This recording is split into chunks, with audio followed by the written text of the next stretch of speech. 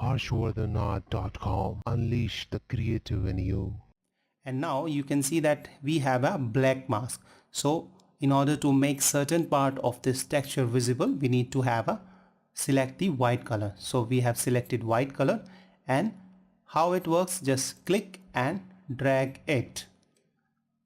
Okay, and you can see that how it has created a black to white gradient. Let me show you. You can see it has gradiated into it, and you can see the texture, it is coming out more effectively, and we are getting a very pleasing result.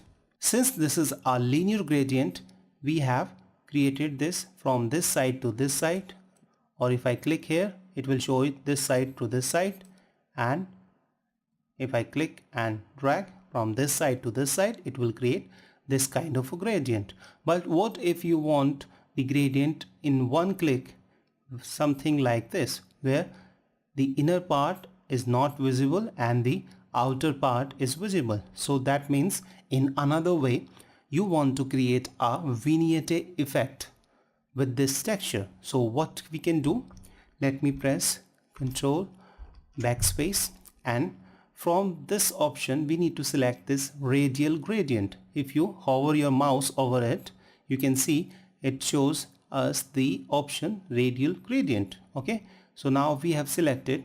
Now what we are supposed to do, we need to click in the middle and drag to one of the corner, and that way it will create the vignette effect like gradient.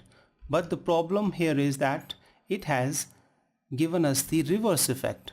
So we can do one thing to fix it by pressing Ctrl I to invert the mask, or if you don't want to do that, check this reverse checkbox, and now if you click in the middle and drag it outside, you will see now it has created the vignette effect. But still it is not perfect and the way we want it. So let's take the brush, softest brush again, okay, and lower down its opacity to around 20 to 10%, 11%, and with the black color we want to remove this from this part of the image. Okay, so we need to slowly paint over it, and this texture would be hidden from the faces. Okay, and that way we'll be having very pleasant result, and that would be more fine tuning.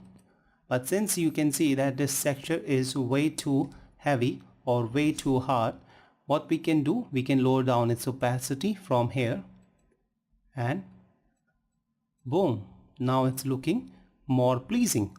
Another thing you can do is change this layer blend mode. So go to soft light or overlay, and this time let's increase its opacity, and that way it is also looking good. And if you are not happy with the result, try different one. Okay, this one is also looking good,